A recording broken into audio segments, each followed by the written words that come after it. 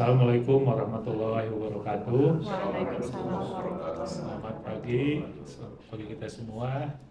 Alhamdulillah pada hari ini bisa berkumpul di kantor DPD di Provinsi Jawa Barat. Selamat datang kepada Pak Kiai Supanjaya, kemudian dari Dinas Kesehatan. Sebenarnya hari ini ada 4 instansi yang kita undang. Ada Dinas Perhubungan, Pak Kiai. Ada acara Pak Menteri di KCIC, nah, Ibu. Jadi Pak Disubnya harus ke sana. Kalau yang Kemenag ada kegiatan masih pelatihan petugas haji. Sambil menunggu yang di Zoom, mungkin kita itu dari mana itu? Udah. Oke. Oh, ini Kemenag, Pak Amri. Pak Amri. Alhamdulillah hari ini kita akan membahas mengenai penyelenggaraan haji tahun 2025. Kebetulan Komite 3 meminangi masalah haji. Di tahun ini Komite 3 ada itu juga Bu ya? Pengawasan prahaji dan haji juga kan? ada, ya. Oh iya. Ibu prahaji atau haji? Saya haji. Haji. Ya. Ya. Jadi rapat hari ini itu sebagai awal atau materi buat kita Pak dalam rangka pengawasan pelaksanaan ibadah haji. Kita mulai saja untuk acara rapat hari ini kan sudah sampai jam 10 karena jam 11 itu kita ada rapat lagi dengan lebih cepat lebih bagus. iya betul Pak, pakai Buka tutup aja Pak. Iya. buat kita untuk dibuka. Yang khawatir itu setelah dibuka lupa nutup. Gitu. Asal jangan buka puasa sekarang Iya. aja. Ya kalau pakai buka fatwa mengeluarkan fatwa hari ini bisa buka kita buka. Ya, Assalamualaikum warahmatullahi wabarakatuh. Waalaikumsalam warahmatullahi wabarakatuh. Perkenalkan, nama saya Agita Nurfianti, anggota DPD RI Provinsi Jawa Barat, periode 2024-2029. Walaupun ada dua ini ada yang online dan offline, mudah-mudahan acara hari ini bisa berjalan dengan lancar. Untuk dengan materi pengawasan pelaksanaan Undang-Undang Nomor 8 Tahun 2019 tentang penyelenggaraan ibadah haji dan umroh, khususnya penyelenggaraan ibadah haji tahun 2025. Mungkin kita untuk mempersingkat waktu kita bisa langsung saja pada diskusi atau mungkin ada pemaparan dari Dinas Kesehatan atau dari Pak Kiai. Dinas Boleh? Kesehatan. Ya, kita dari Pak Dinas. Biar lebih sehat lah. Ya. Sebenarnya kalau lihat kewenangan itu Kementerian Agama. Harusnya Kementerian Agama dulu bercerita, barulah kesehatan. Gitu. Itu kebetulan Pak Amrinya sudah ada. Ya, sudah Jadi, boleh, mangga. Agama dulu, baru sehat. Sehat dulu Pak. Kalau nggak sehat nggak bisa melunasi itu.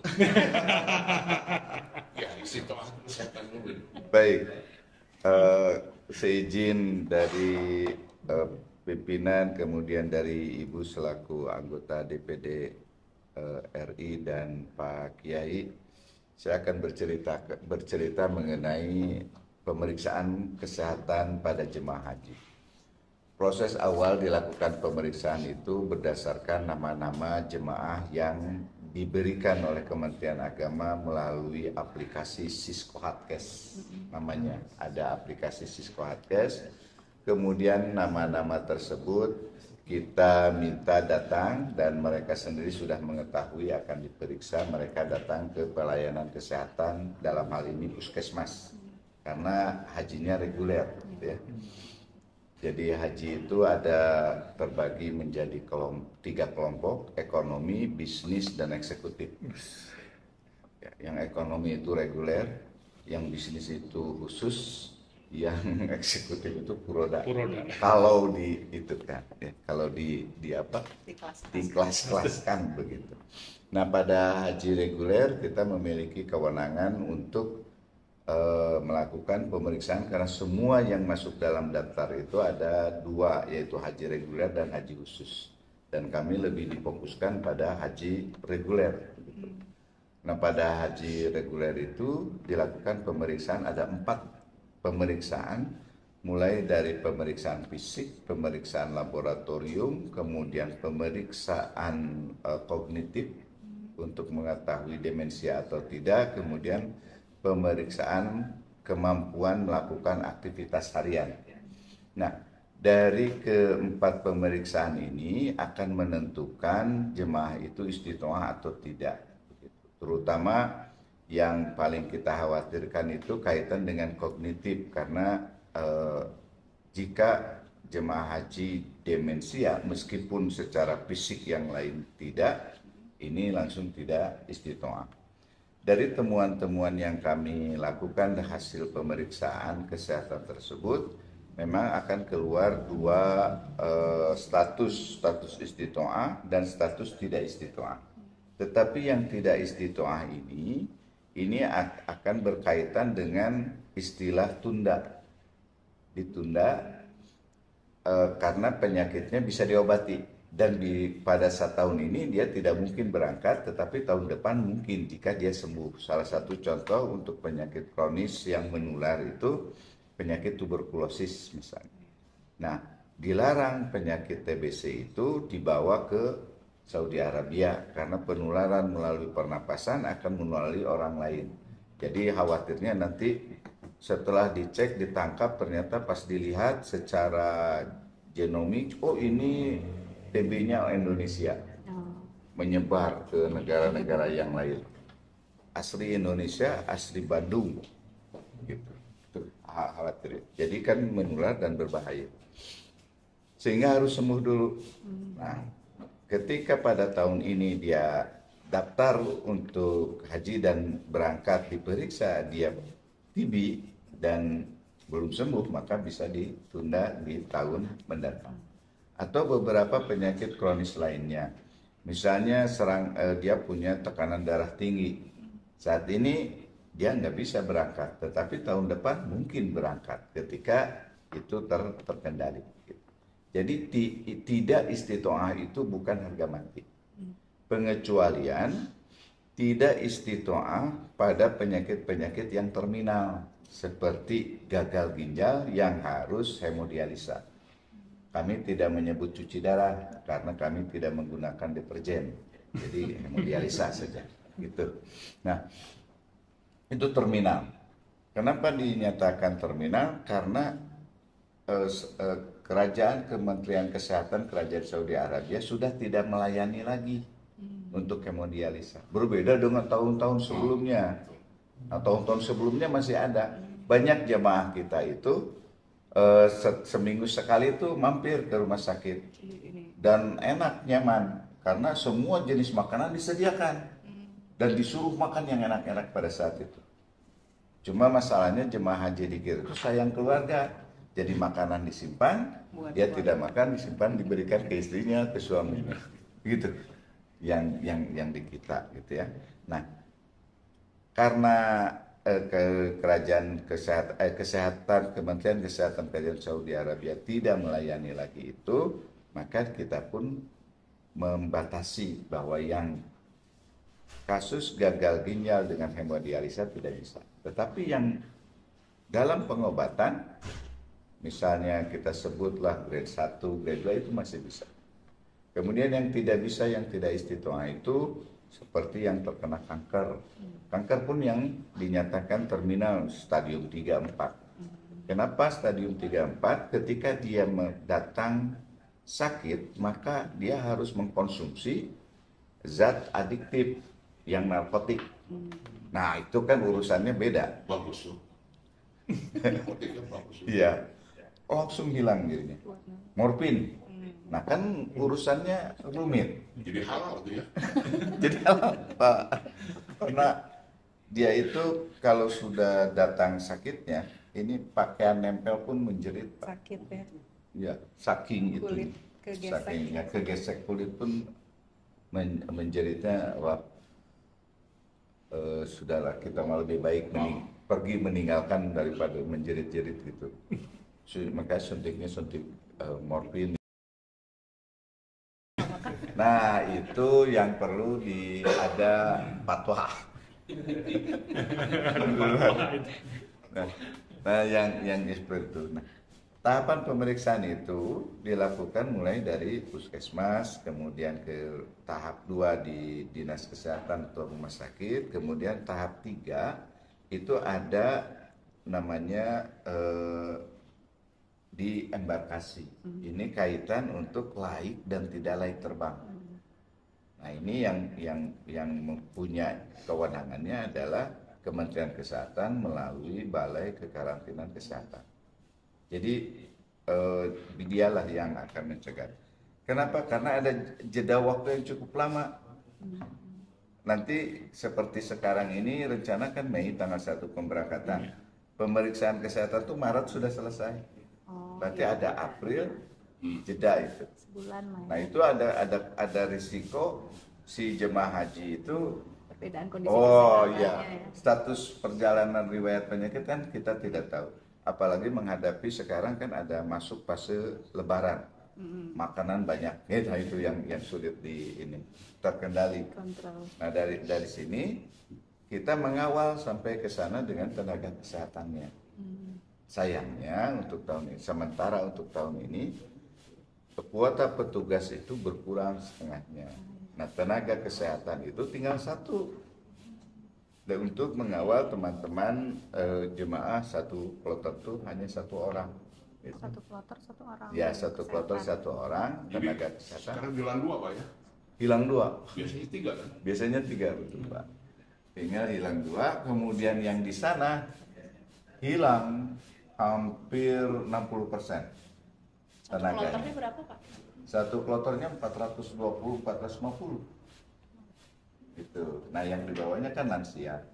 Kemudian yang tidak lansia juga memiliki komorbid penyakit-penyakit begitu dan seterusnya dan sebagainya. Ya, akhirnya kita kan hanya bisa berdoa. Nah, apa yang dilakukan tenaga kesehatan berikutnya setelah di sana? Kembali kita mengawasi selama 21 hari. Rata-rata 14 hari kaitan dengan penyakit potensial wabah yang mungkin terbawa dari sana masuk ke sini. Sehingga setiap jamaah itu dibekali dengan namanya kartu kuning K3JH gitu. Ada yang dilakukan secara mandiri, si jemaah melaporkan saya sehat baik-baik saja gitu. Ada juga dinas teman di puskesmas itu ikut memantau gitu. Tapi memantaunya tidak secara langsung, karena kalau secara langsung kan nanti disubuhan bagian. Kadang-kadang melalui tetangganya, oh baik-baik saja, aman begitu. Gitu. Nah, selama dalam kurun 21 hari maksimal tidak ada muncul masalah penyakit pada jamaah haji yang potensial KLB, kita baru selesai. Kita sudah aman. Karena yang kita khawatirkan itu adalah meningitis, ya, penyakit potensialnya. Kemudian ada MERS-CoV. Kemudian ada penyakit-penyakit menular lainnya yang mungkin dibawa oleh jemaah haji dari negara lain yang bertemu. Meskipun saya percaya jemaah haji Indonesia itu tidak akan pernah ngobrol dengan orang Eropa, dengan orang ya begitu ya kan Pak Kiai. Dan di Bu sudah haji. Besok. Bagaimana mau mengevaluasi Bu? Besok. Mau berangkat. Nah, itu bekal. Nah, saya saja yang evaluasi. Saya evaluasi dinasnya. Enggak, ini kan mau mengevaluasi tentang jemaah haji secara keseluruhannya. Mudah-mudahan ini jadi bekal ya. Idealnya kita itu, idealnya harapan dari kesehatan itu, jemaah yang bisa berangkat ke sana itu semuanya dalam kondisi batas-batas normal, kadar gulanya normal, potensinya normal dan seterusnya, meskipun dia lansia, meskipun dia lansia. Kemudian aktivitasnya bisa mandiri. Meskipun lambat, misalnya jalan remaja, jalan dewasa, jalan orang tua, dan jalan lansia beda cara jalannya. Gitu. Tinggal yang penting kemandirian. Kita harapannya seperti itu. Dan tidak perlu khawatir karena ada pembimbing ibadah haji. Kalau dari sisi kesehatan, asal jemaah itu mampu mandiri. Kita berharap seperti itu. Kemudian yang paling kita perhatikan itu kaitan dengan perbedaan iklim. Indonesia dan Ya, sana, ya. Indonesia dengan Saudi Arabia yang mungkin akan jadi pemicu munculnya penyakit kayak alergi mungkin, kemudian heat stroke karena serangan itu, kalau musim dingin pun akan terjadi masalah juga, sehingga tips-tips itu tentu kami berikan. Faktor-faktor emosi yang mungkin akan mendorong menjadi yang asalnya tidak ada penyakit jadi penyakit, yang asalnya tidak hipertensi jadi darah tinggi gitu, karena stres gitu dan lain sebagainya. Nah itu yang kita lakukan. Mungkin sementara itu untuk cerita, kalau nanti ada yang mau ditanyakan maka. Dari dinas, mungkin dari Kementerian Agama, Kanwil, dipersilakan.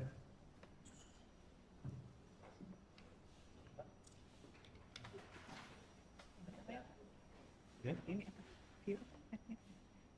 Oh enggak, itu nggak apa-apa. Admit aja. Nah, ya. Assalamualaikum warahmatullahi Wabarakatuh. Suara yang muncul. Terdengar.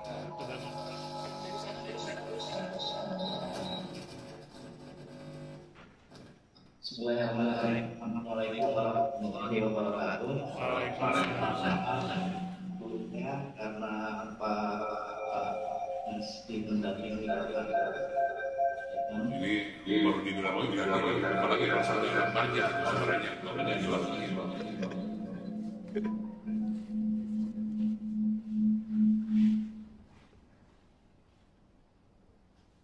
Ya Pak.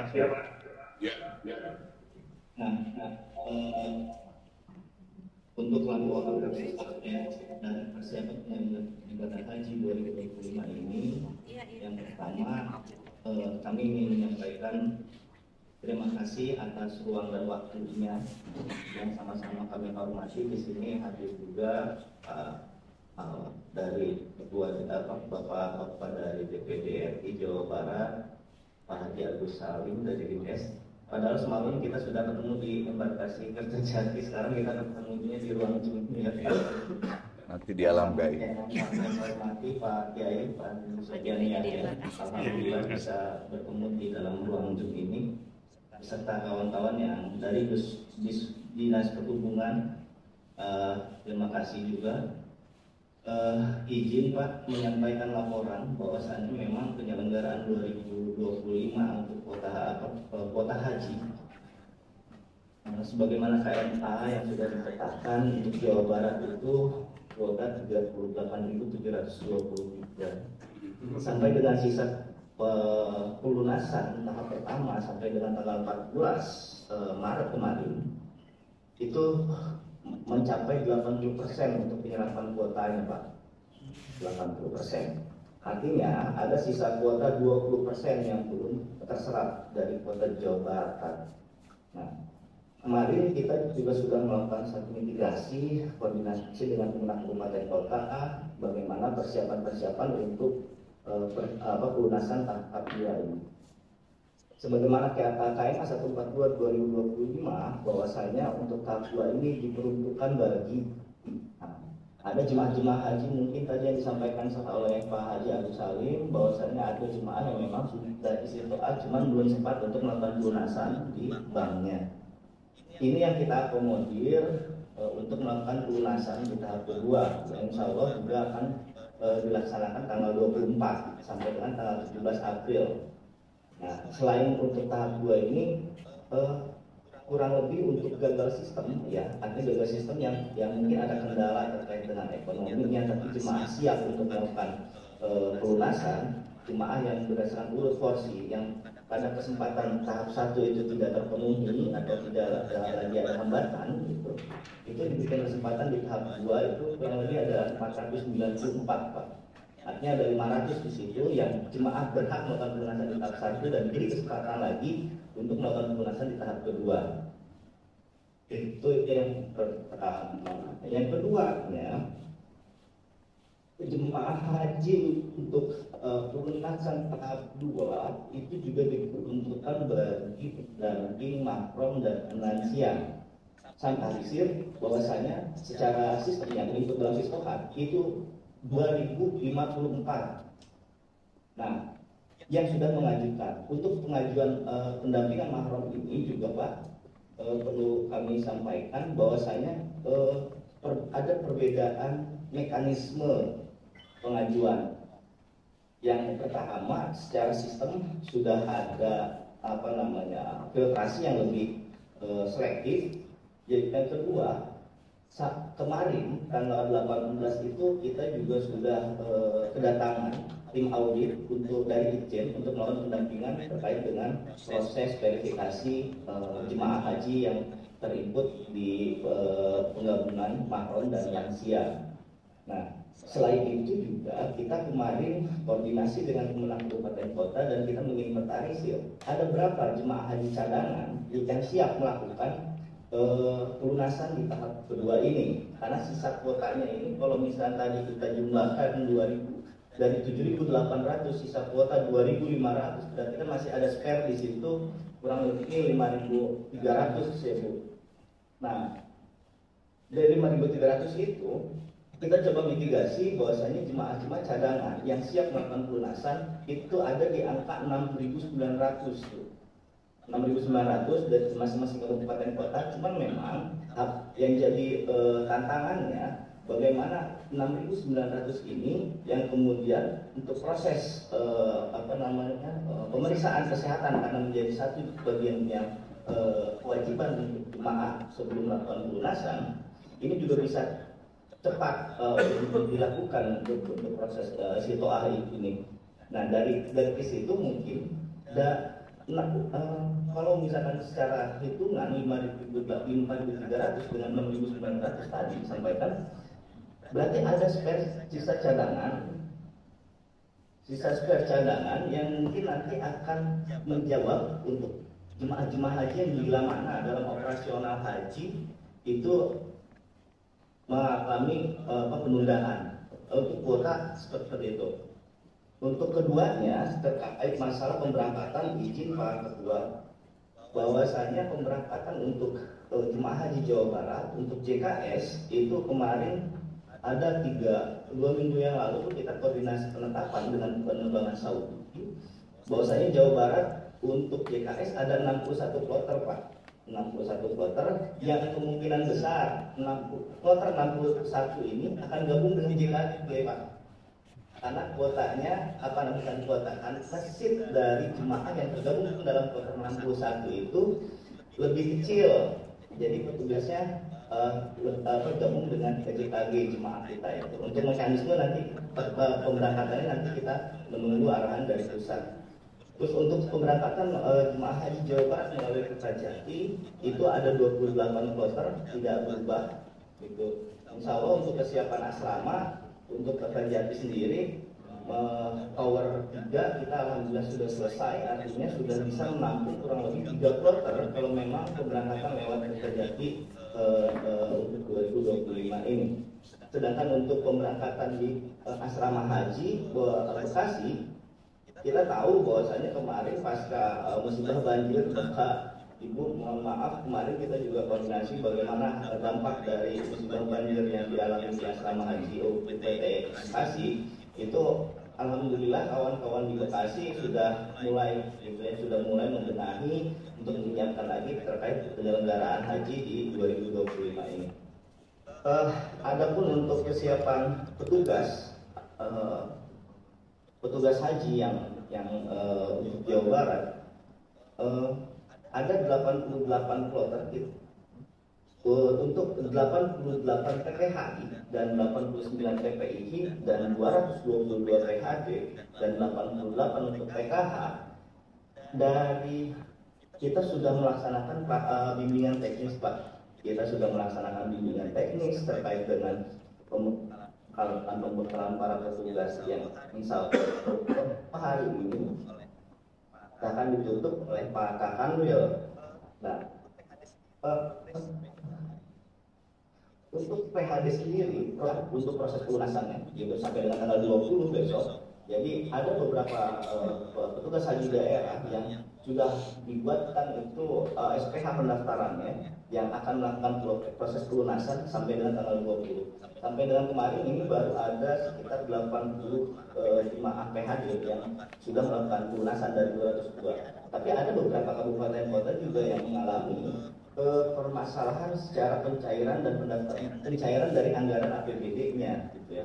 Nah, itu kendala itu yang tidak hanya dialami oleh Jawa Barat saja, ternyata hampir seluruh provinsi mengalami hal yang sama. Nah, ini juga kita sudah komunikasikan dengan teman-teman di pusat bahwasanya untuk proses pelunasan PHD yang sudah ditetapkan melalui Dirjen itu akan nanti ada perpanjangan waktu, gitu. Akan ada perpanjangan waktu. Mungkin itu Bapak Ibu yang mungkin bisa kita sampaikan, selebihnya kita mungkin bisa sharing dan tukar informasi. Terima kasih banyak. Assalamualaikum warahmatullahi wabarakatuh. Waalaikumsalam. Dari Dinas Perhubungan ya, pakai ini terakhir aja pakai. Enggak, saya sama usaha nanti cerita aja. Oh, cerita aja. Mungkin dipersilahkan dari Dinas Perhubungan. Baik, terima kasih. Assalamualaikum warahmatullahi wabarakatuh. Waalaikumsalam. Dan terhormat Ketua dan seluruh anggota DPD RI di Jawa Barat dan peralatan kewenangan yang tidak dapat saya sebutkan satu, mohon izin Bapak dan Ibu sekalian terkait dengan tugas Dinas Perhubungan mungkin berkenaan dengan proses penyelenggaraan haji ini. Yang pertama biasanya kami melakukan pengecekan kendaraan biasanya Pak. Kita dari Dinas Provinsi menghimbau kepada Dinas Perhubungan Kabupaten Kota untuk melakukan ramcek terhadap bis-bis yang akan digunakan oleh para jemaah. Walaupun memang untuk sekarang kan mungkin relatif dekat ya dari Indramayu ke Kertajati ataupun dari ini yang ke Bekasi, tapi tetap secara kelaikan kendaraan harus menjadi perhatian kita semua.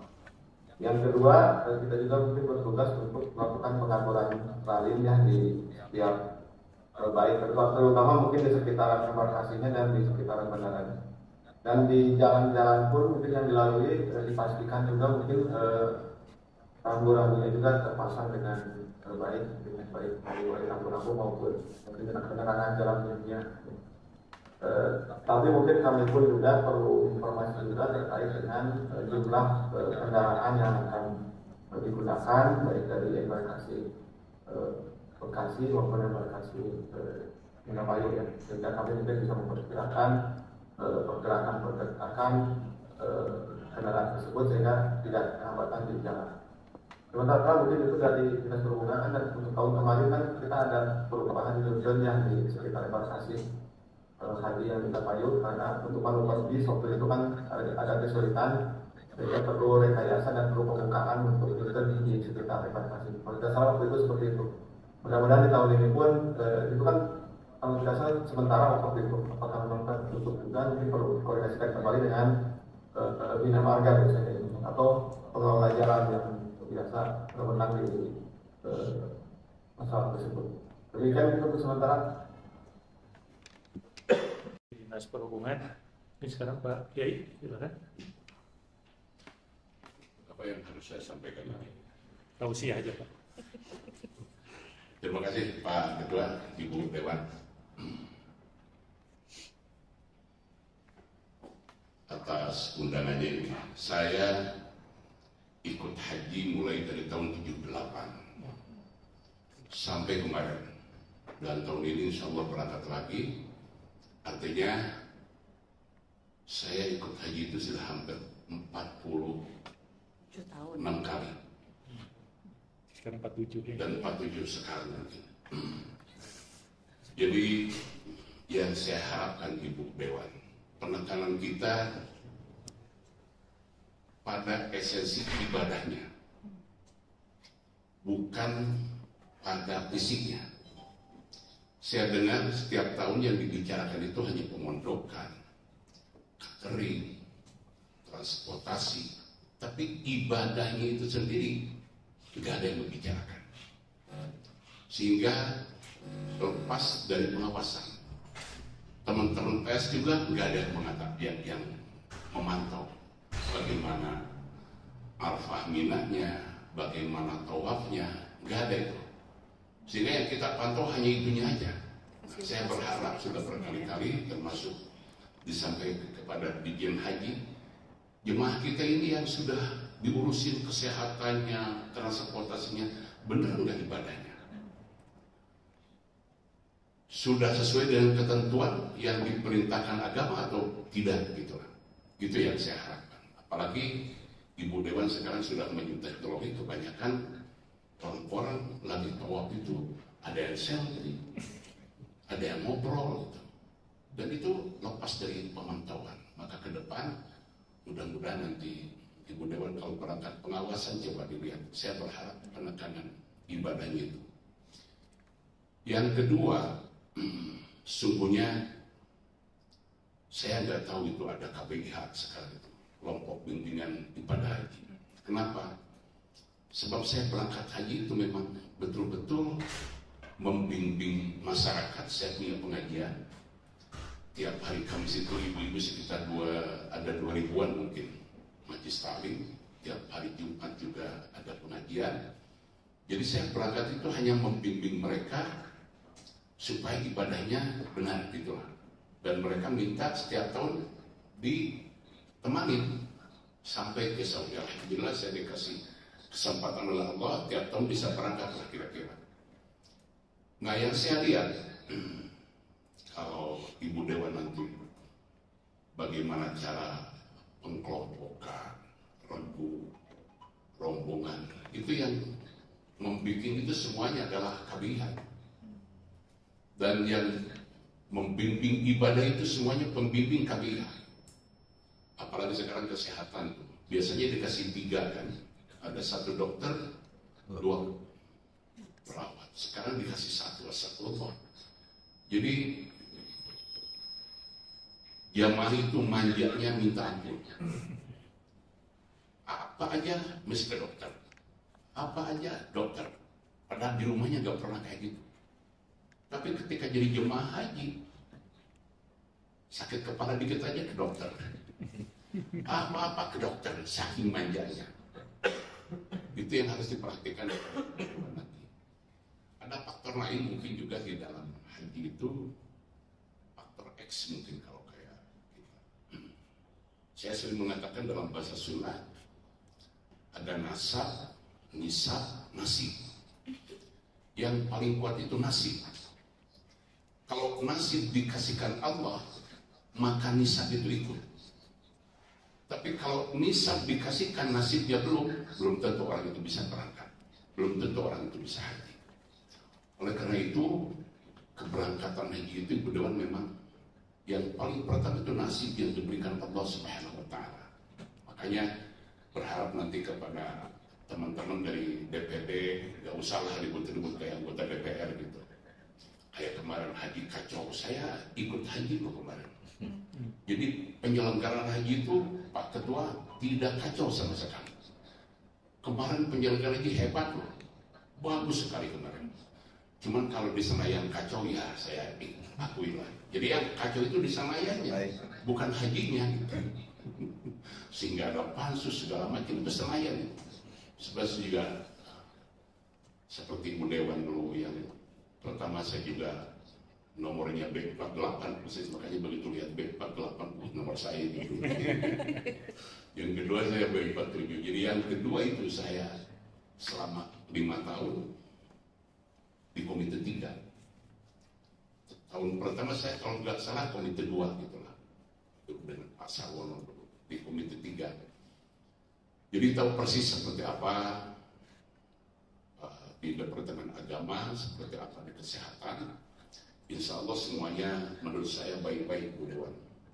Semuanya sudah mendetrek. Kalau di kesehatan apalagi sekarang, saya bahkan cemburu. Kenapa istitoah, kenapa dikasihkan kesehatan? Istitoah itu kewenangan Kementerian Agama, bukan kewenangan Menteri Kesehatan. Jadi orang mampu atau tidak itu menurut agama. Iya. Kenapa dikasih kesehatan gitu? Kenapa? Sebab kata-kata sehat itu masih apa ya? Wajar kalau menurut saya. Ada orang yang di kursi itu nggak sehat. Haji juga. Mereka didorong duduk di kursi. Ya. Itu kira-kira sehat nggak Pak? Nggak sehat kan? nggak bisa jalan dia. Tapi berangkat juga haji, itulah. Makanya menurut saya istiqomah itu harusnya di Kementerian Agama, bukan di kesehatan. Kesehatan gitu aja di belakang. Apalagi yang pertama duit katanya ya. Sehat kalau nggak punya duit nggak bisa berangkat juga. Nah, oleh karena itu saya berharap ke depan betul-betul. Jadi kalau dari sisi pelayanan fisik Ibu Dewan, menurut saya sudah sangat cukup. Saya ikut haji dari tahun 78 dulu, dari mulai astagfirullah, Masjidil Haram masih kerikil, sampai sekarang sudah mewah masjidnya. Ikut terus saya haji. Sekarang jemaah haji itu sudah terlalu manja menurut saya, terlalu manja. Dokter siap, apa-apa obat siap sekarang itu. Bis dari depan pintu hotel, pulang dari haram makanan sudah siap. Jadi sudah terlalu berlebihan menurut saya, terlalu berlebihan kalau pelayanan itu. Yang saya harapkan nanti Ibu Dewan kalau pengawasan ke sana ya dari sisi ibadahnya itu, mentalnya yang harus didorong jemaah itu. Barangkali itu aja yang Ibu Dewan, nanti kita diskusikan di belakang. Jazakumullah khair. Wassalamualaikum warahmatullahi wabarakatuh. Waalaikumsalam. Terima kasih Pak Kiai atas informasi ini. Bagi kita. Terima kasih. Terima kasih atas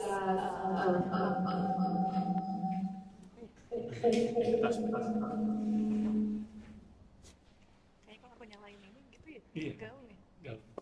Tapi kedengeran nggak? Kedengeran ya? Ini aja. Tes. Nah, pakai itu bisa. Terima kasih atas paparannya, atas penjelasannya dari Dinas Kesehatan, Kementerian Agama, Dinas Perhubungan, Gaung. ya, dan Pak Kiai. Kedengeran nggak kalau aku ngomong ya? Wah, nggak. Ke sana, ke Pak Amri itu nggak bisa dengar. nggak usah. Nah, sudah Pi ya? Oh, udah. Udah? Ibu nyala. Bisa? Iya. Ah, Tes. ah. Ya.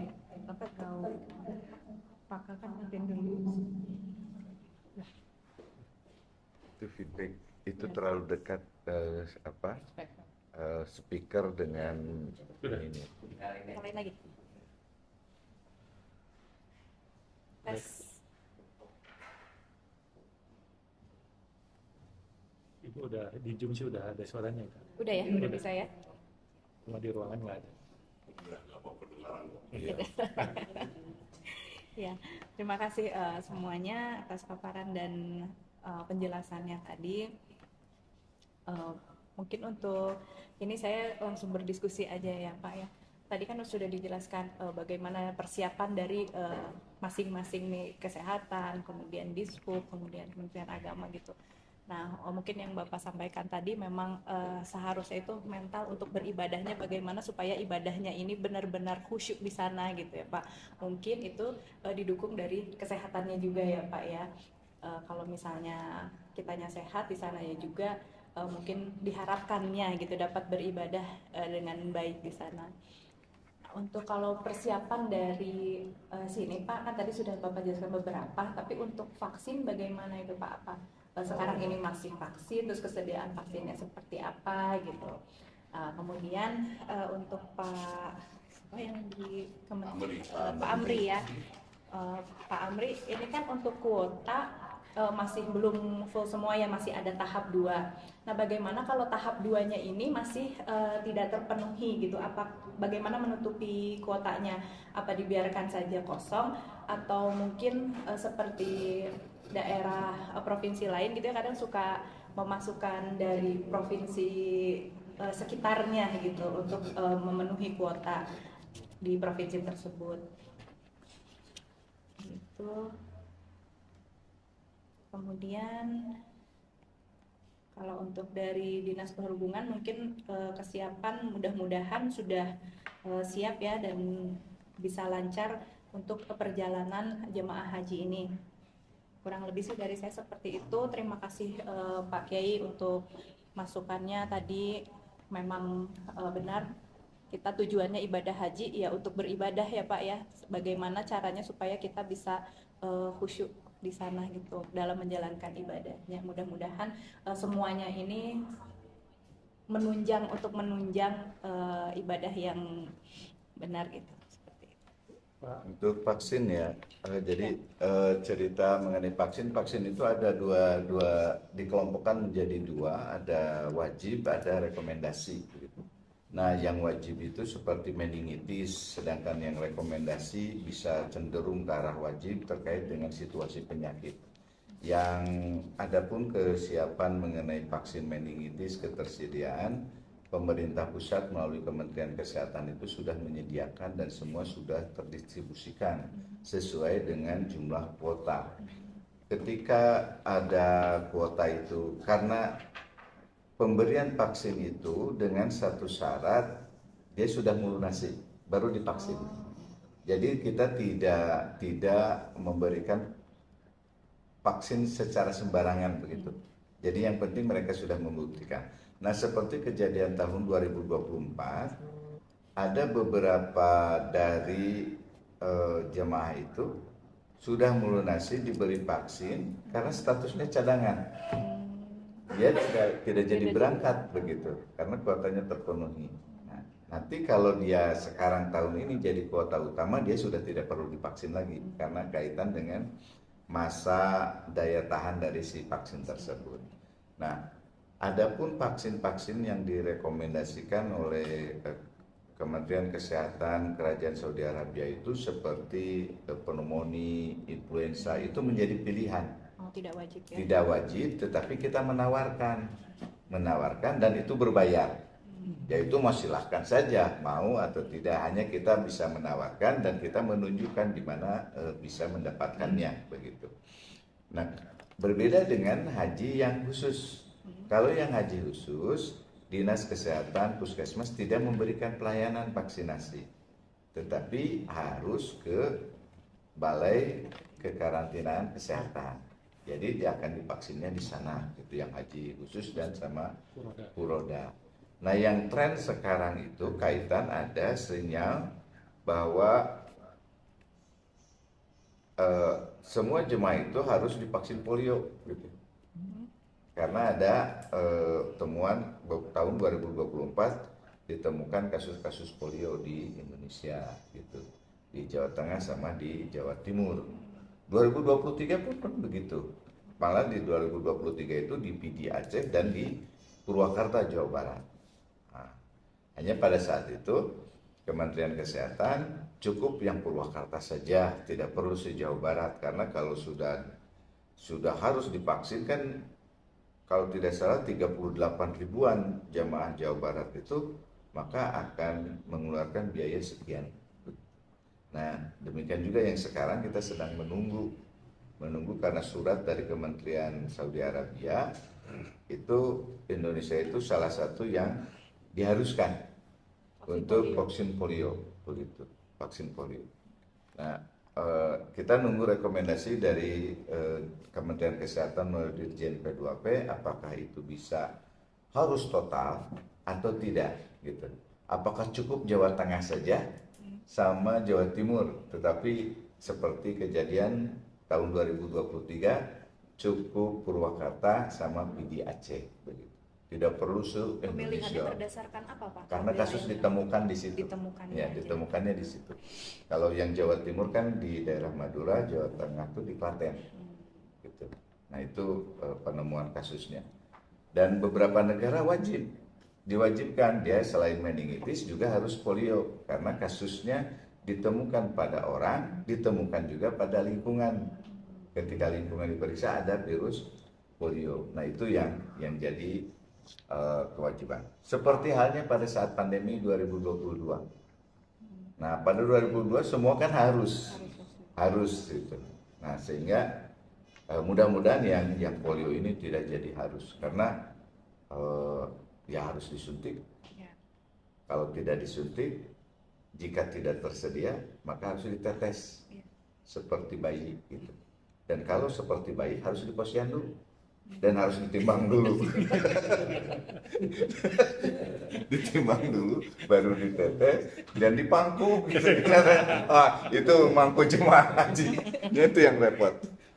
Mungkin itu cerita mengenai meningitis. Jadi kami sudah siap dengan tenaga-tenaganya. Kemarin tadi malam aja 2 hari berturut-turut semua petugas yang di mana, yang ikut pelatihan integrasi itu dilakukan vaksinasi. Yang di Indramayu itu. Iya, di Indramayu. Waktu di waktu pelatihan di Bekasi pun kita melakukan hal yang sama. Pokoknya ada khusus untuk petugas kita lakukan secara spesial karena kaitan biarlah tidak mengganggu agar mereka bolak-balik. Kita lakukan pemberian vaksinasi. Mungkin itu, Bu. Kalau vaksinasi polio itu kan biasanya kan ketika kita bayi ya Pak, divaksinnya. Nah, ini tuh yang divaksin itu apa semua, memang semua, atau yang sudah vaksin polio tidak perlu lagi? Atau ada apa pengulangan vaksin atau gimana? Pertanyaannya, Ibu ingat nggak divaksin polio? Nah, kalau saya ada catatan ya Pak di buku. Nah, kalau ada ya alhamdulillah berarti tidak perlu, tinggal memperlihatkan catatan. Di buku itu. Buku kesehatan ya, di KMS ya. Berarti Ibu hebat menyimpan KMS. Orang tua saya yang hebat berarti. Nah, seperti Pak Kiai, seperti saya, apakah pernah di polio? Saya juga tidak ingat pernah disuntik difteri. Cuma kalau BCG karena ada tanda, kalau dicacar ada tanda kuris itu. Nah, itu ada tanda. Tapi yang vaksin yang lain kan saya juga tidak ingat. Nah, itu. Jadi akhirnya kan kaitan dengan rekomendasi dari ITAGI, salah satu independen ya, para ahli imunologi, tidak jadi masalah untuk orang dewasa diberikan vaksin polio. Bahkan di negara-negara lain itu ada siklus di imunisasi polio. Ada pengulangannya. Iya, karena bukan sesuatu penyakit yang menimbulkan kekebalan. Beda dengan campak. Kalau campak itu sudah terkena campak, dia tidak perlu imunisasi, dia sudah kebal seumur hidup. Nah, kalau polio kan beda. Polio itu sifatnya melalui makanan dan keluar melalui belakang gitu. Nah, itu transmisi penularan. Makanya kalau orang yang buang air besar sembarangan di sungai dan lain sebagainya, kalau dia punya masalah penyakit, dia menzolimi orang lain. Ya. Nah, tapi kalau dia bisa menjaga, membuat safety tank komunal dan lain sebagainya, ya itu mengamankan. Mungkin itu. Iya, makasih Pak. Itu dulu. Pak Amri. Silakan Pak Amri. Iya. Nggak ada suaranya? Kecil sudah. Ya tadi Iya. sebagaimana yang disampaikan Pak Kiai tadi, bahwasanya memang 2024 ini banyak betul perjuangan di situ. Penyerapan secara kuota secara nasional itu yang tidak terpakai hanya 45 itu dengan catatan 10.000 dengan tambahan itu total. Dan Jawa Barat telah penyelenggaraan haji 2024 itu kita surplus Pak. Kita surplus karena apa? Kita menerima, kita siap memberangkatkan dan menerima kuota dari Sulawesi Selatan waktu itu masalah dari Sulawesi Selatan. Jadi karena Sulawesi Selatan jemaah cadangannya habis, gitu ya. Jadi dialihkan kepada provinsi yang penerbangannya sama. Nah kebetulan Sulawesi Selatan itu penerbangannya melalui maskapai Saudi Airlines, gitu, dan Jawa Barat juga Saudi Airlines. Jadi diberikan ke Jawa Barat dan kita surplus 13 gitu dari kuota 40201. Nah ini luar biasa memang perjuangan tahun kemarin untuk penyerapan kuota. Nah, terkait dengan pertanyaan Ibu Dewan tadi, bagaimana penyerapan untuk kuota tahap 2 yang tidak terpenuhi, seperti apa nanti mekanismenya? Tadi sudah kita coba urai sebetulnya Bu Dewan izin bahwasanya dari sisa kuota pelunasan tahap 2, sisa kuota pelunasan tahap 1 yang sebanyak 7.800 itu kita sudah coba melakukan mitigasi, sudah mapping gitu, Bu. Nah, ini penggabungan ada sekian orang, ini juga sistem ada sekian orang untuk sisa kuota ini. Dan kita juga meminta informasi kesiapan kabupaten kota. Kemarin malam kita rapat Zoom dengan kabupaten kota sebagaimana arahan dari Pak Kabit. kita screening semua kabupaten kota dan kesiapan jemaah cadangan yang untuk proses kesiapan pelaksanaan tahap kedua ini. Karena memang ada perbedaan kalau cadangan tahun kemarin itu melakukan pelunasannya di tahap 1 gitu. Tapi untuk jadi pas pelunasan tahap 2 sudah kelihatan angkanya gitu loh Dewan. Tapi kalau misalkan sekarang karena pelaksanaan pelunasan jemaah cadangan itu ada di tahap 2, jadi kita belum bisa memastikan ini ada berapa yang sudah melunasi karena prosesnya samaan dengan jemaah yang gagal sistem dan yang tidak melunasi di tahap pertama.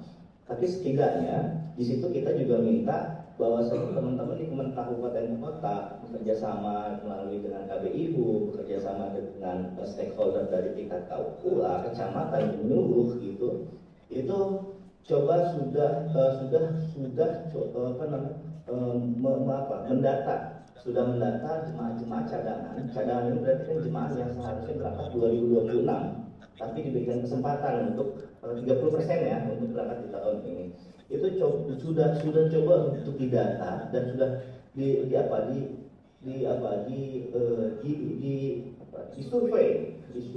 ke jemaahnya. Ini Bapak Ibu yang siap melaksanakan pemberangkatan haji 2025 ini dan siap melakukan pelunasan. Ada yang sudah isi toa kurang lebih di angka 1.800-an itu yang sudah isi toa, bagaimana yang pas persiapan sebelum akhir pelunasan tahap pertama itu ada sekitar 1.800-an yang sudah siap isi toahnya. Itu kita mendorong terus bagaimana jemaah cadangan ini yang tadi yang ada dari angka kita dari informasi dari kabupaten kota itu jemaah yang siap melunasi itu kurang lebih 6.400 tadi yang kita sampaikan. Sedangkan kalau sisa kuota 2025 ini dari 5.300 insya Allah ada sekitar 1.100-an jemaah cadangan yang siap melunasi dan nanti akan diberangkatkan bila mana ada jemaah-jemaah haji yang memang tertunda keberangkatan entah itu dalam perjalanan proses pemberangkatan ataupun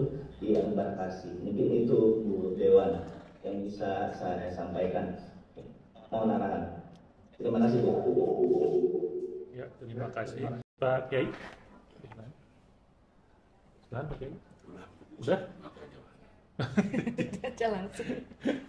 Wah, kita minta disampaikan lagi. Basic cukup. Sudah. Baik, terima kasih atas kehadiran Bapak Ibu dalam rapat ini terkait persiapan penyelenggaraan ibadah haji tahun 2025. Mudah-mudahan informasi ini bermanfaat bagi buah kita yang akan melaksanakan pengawasan haji. Mudah-mudahan pelaksanaan haji tahun ini lebih baik ya Pak Kiai ya. Amin. Sesuai dari Pak Kiai tadi mungkin mentalitasnya yang harus ini ya. Mungkin atau perlu ini Pak Kiai aturan yang ketat di razia handphone para jemaah hajinya Pak Kiai. Biar nggak selfie waktu tawaf gitu. Demikian terima kasih Pak Amli dari Kemenak terus dari Disub. Mudah-mudahan nanti kita dapat bertemu kembali dalam kesempatan yang lain terkait hal-hal yang bidang tugas Komite 3. Terima kasih. Wassalamualaikum warahmatullahi wabarakatuh. Waalaikumsalam warahmatullahi Jadi wabarakatuh. Pak Ketua kalau panjang usia, saya ingin beliau haji nanti. Amin. Amin. Insya Allah Pak. Mudah-mudahan. Ya, kalau